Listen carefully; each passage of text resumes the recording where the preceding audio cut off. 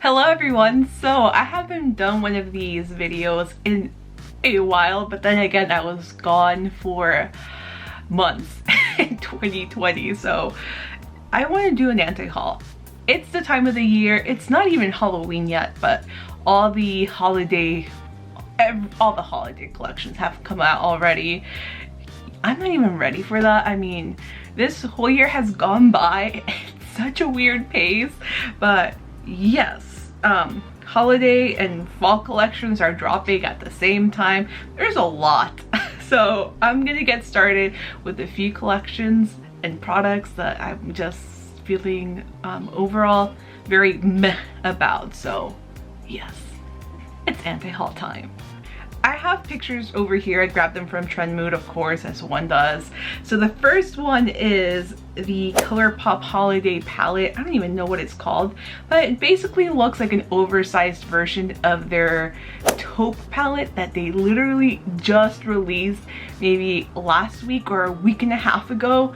Like, I'm talking, it's a new palette. It's one of those 9-pan palettes, and then a week and a half later they come out with this jumbo palette. That being said, if you're brand new to makeup, I think something like this is a great value. You basically get to build a whole collection of neutral, cool tone eyeshadows for a fraction of what a high-end palette would cost. But for someone who loves makeup, already has a decent sized collection, this is so unnecessary. If you do want some eyeshadows in that cool tone taupey family, then I would recommend getting the 9-pan palette. But it's just so weird to me that they release two products that are so similar in undertone nearly in the same month. Like just weeks of, not even weeks. It's just crazy. For a little bit with COVID, ColourPop had halted their collections, and it feels like now that they're, you know, back to business, they're just pumping products, a few collections a week. It's so hard to keep up. I feel like it's always the case with ColourPop, but now it's even harder to keep up. Next collection is from KKW. I've mentioned KKW in a few of my anti-haul videos, so this is nothing new, but this latest collection is the least boring of them all. I actually give her and her team props for that. They have pops of purple and a magenta and a hot pink lip, so it's like you're finally giving us something, but so many other brands have done this. It just took you, how many years has KKW Beauty been in business? I don't even know, but yeah, she finally gave us something, but I'm still not gonna buy. It's not interesting enough. I feel like this color story, I've seen it a lot of times before. I feel like Kaleidos has a palette that has a very similar color story, and I feel like they're the much better brand. I'd rather support a indie company than KKW Beauty, especially since I've heard kind of mixed reviews about her eyeshadow formulas. So yeah, it's better than what she's released in the past, but still not good enough. Huda Beauty finally released a fragrance-free makeup product, which is insane. So they just launched foundation sticks, which obviously is not a new thing. A lot of different brands have foundation sticks. Two of my personal favorites are the Bare Minerals Complexion Rescue Foundation Stick. That one is more light to medium coverage. It has SPF, no fragrance. It's just a beautiful foundation. I love it. The other one that I really like is the Milk Makeup Flex Foundation Stick. That one also comes in a decent amount of shades. It blends out really nicely. It's what I'm wearing right now. It has I mean, buildable coverage. You can definitely do a very thin layer if you want light coverage, medium. You can probably build it up to full. I've never done that. I don't care for full coverage, but both foundations are amazing, and this one actually looks pretty decent. The shade range is really impressive. I like that it's fragrance free. I think it would be a good option for people looking for medium to full coverage, because obviously Huda Beauty is a lot more full coverage. It's intense. I feel like Huda's brand as a whole, especially complexion products, are pretty like in your face. Like they're full. I don't know if they're cakey, but probably if it's that full. But yeah, although I'm slightly interested in this, I just don't have a need for yet another stick foundation. But if you don't have any in your collection, you were thinking about perhaps adding one, they are quite nice. I can't speak to this one specifically because I haven't tried it and I haven't seen anyone. Well, actually, I did see one person on Instagram try it and she did like it. She said it was more medium coverage, but I can't vouch for myself. I can't vouch for this, but it looks interesting. I'm just not gonna buy it because I obviously don't need it. There's something on my nose that's bothering me so much. I feel like it's probably one of Bowie's little hairs. Bowie's right behind me. Say hi. Bowie. Next up we have Natasha Denona. I feel like I mentioned Natasha Denona as well in one of my anti-hauls. I haven't tried a palette from her because I just feel like they're so expensive. Like as we would say in Mexican Spanish, like me duele el codo, like it's just, it's too expensive. Like I can't justify it. It hurts. So yeah, I've never purchased the palette, not even one of those little quads, because they're so tiny. The little baby ones are like what, 25? They're so tiny. You can get a full-size palette somewhere else. I mean, for the price of that little strip, you can get the Beauty Bay 42 color eyeshadow palette that I've been showing in my random color challenge video. So there's that to put things into perspective. But they just launched the Trichrome palette. Packaging is so freaking cool. I think it looks amazing. The colors also look really nice. It's something different from Natasha Denona. I'm actually very attracted to the color story, the greens especially. If you've followed me for a while, you know that I love those lime, pukey, chartreusey greens. They're like, they're my favorite color. They're so good, and not a lot of brands do those type of greens. So I don't know why I'm moving my hand so much. But this palette just, it looks really cool. Like I would buy it if it didn't cost, how much is it? Yeah, whatever price I put up here, because I forgot. Yeah, it looks cool. I just can't justify that price. I'd rather buy something else. That's what I'm saying. But it looks amazing. It also kind of reminds me of Kaleido's makeup. So if you are looking for something similar that is a fraction of the price and you want to support an indie brand, I would check them out instead. But yeah, I mean, I don't hate it. I just hate the price tag. This, okay, so Mitchell? Oh my god, like I just know him because I know he's friends or affiliated with Jeffree Star. Other than that, I just don't know much about the dude. Think he's a makeup artist. I think he also does YouTube videos. I'm not sure. So, well, that dude, Mitchell, he launched his own beauty brand. Who asked for it? I don't know. But yeah, the packaging is just very, it's very, I feel like somebody just threw up colors all over. Like it's just, I love colors. I love bright colors, but this is just, I mean, I do like the chartreusey green though. That's the only good thing I'll say. And the brushes look pretty cool. But actually the brushes themselves, they remind me of brushes that I've seen on AliExpress. I'm not saying they're the same, but there's a ton of those not multi-chrome, a ton of monochrome brushes that have the handle, the ferrule, and the bristles all the same color. So that's how it reminds me of those brushes. Maybe his are better quality, I don't know. But yeah, it's so much going on. You have like a palette that has like camo, the other one is like a dream, sunset, I don't even know. It's just a lot. I mean, the eyeshadows themselves inside of the palette, the color story, well, the green one actually reminds me of an eyeshadow palette that Juvia's Place launched. Like those khaki greens, like I feel like they have something very similar to that. And then you have the other one, like the dreamy kind of like purpley and blue palette. So this one actually reminds me of, didn't he release a palette with Beauty Bay? I feel like he did, but it kind of reminds me of the Nikki Tutorials palette in a way, the one that she released with Beauty Bay.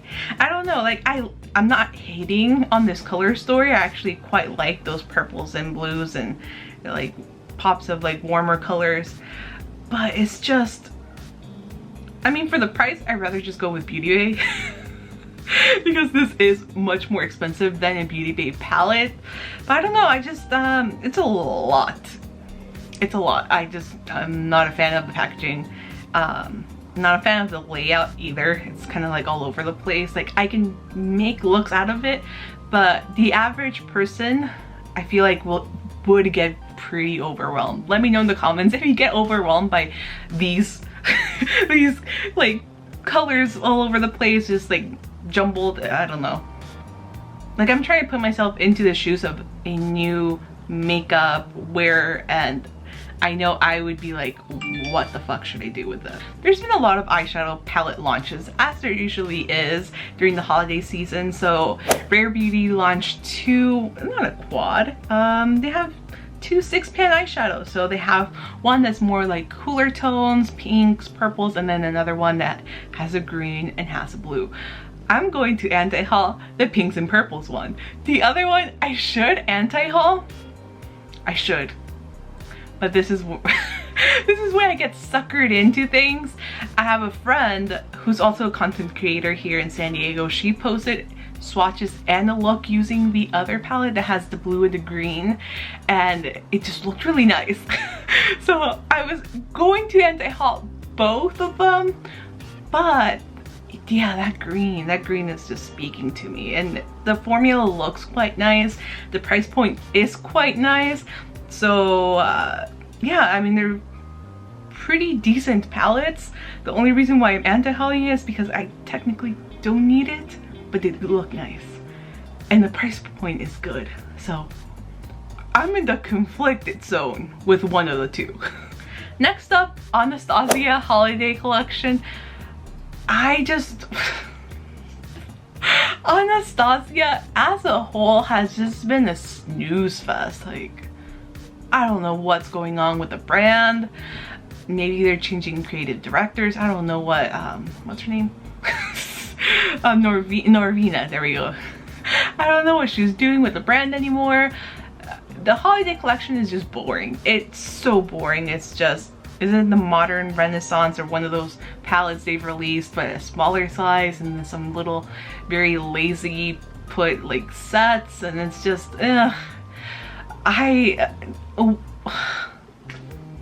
I mean, they used to release some cool stuff a few years back, but in recent years it's been just it's been a miss. It's been boring. I'm sorry. You guys gotta do something. Speaking about a new brand, we have the Mario collection, Makeup by Mario.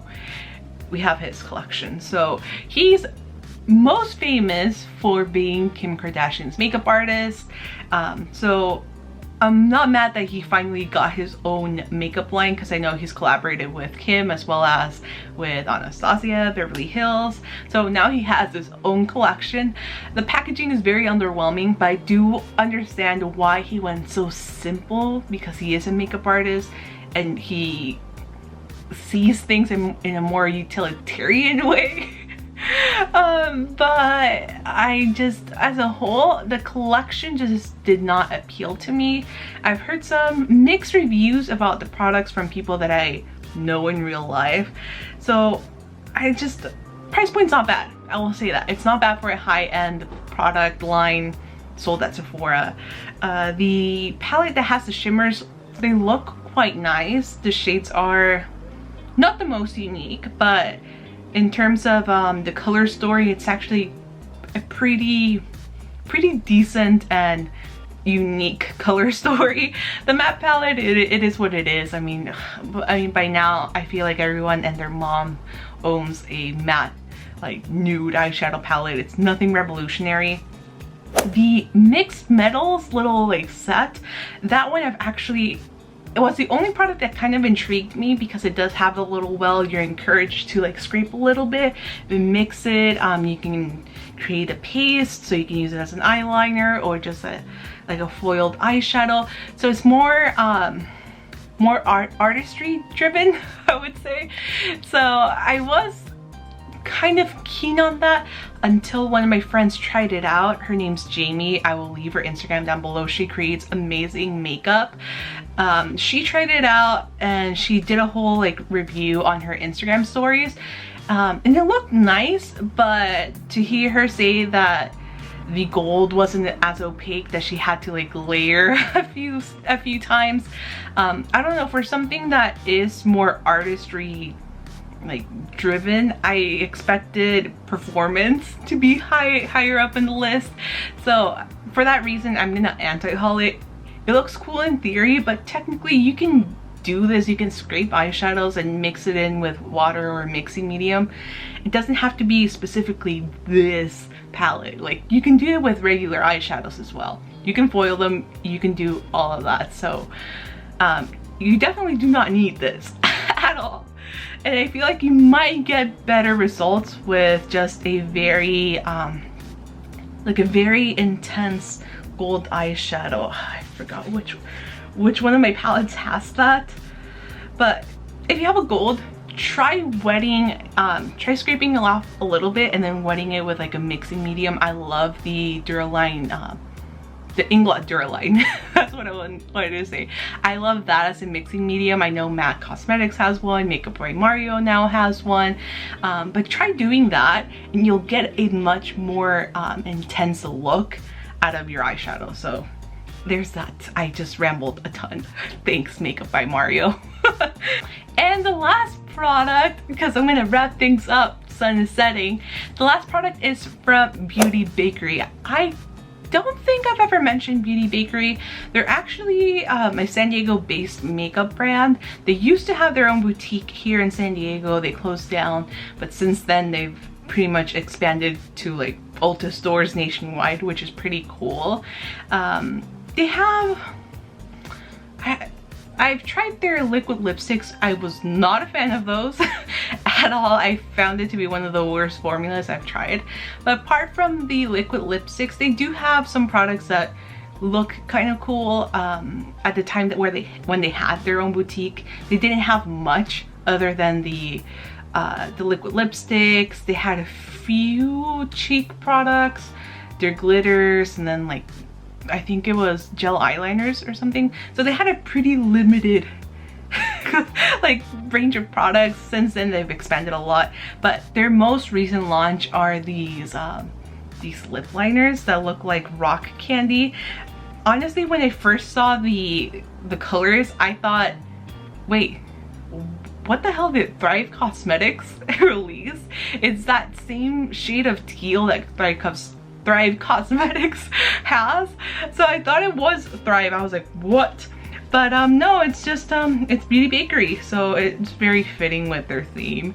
But it's just, for a lip liner, I feel like there's so much excessive packaging, so much plastic packaging. Like, it's cool that yes, it does look like that sugary rock sugar. What did I call it a few minutes ago? I forgot. That's the problem when you speak one language but then kind of think in a different language, and then it's rock candy. Is that the thing? Rock candy? Well, it looks like that. It's cool in theory, but I mean, the box itself looks like it's plastic, like that really thin, flimsy plastic that you can't recycle. The component is plastic, the lid is plastic. I'm old school. I rather just have a traditional wooden pencil lip liner. These, I mean, you can finish them up, you can sharpen it, you get a ton of use. I also find that a lot of the ones that come in that twist up plastic packaging dry up a lot quicker. So there's that. But yeah, it's just very unnecessary packaging. I thought we were getting away from that, but I guess not. I guess not. So that's it for this anti-haul. I mean, it's pretty dark now. I hope you guys enjoyed this video. Please let me know what you will be anti-hauling in the comments below. Subscribe if you're brand new, and I'll see you guys very soon in my next video. Bye!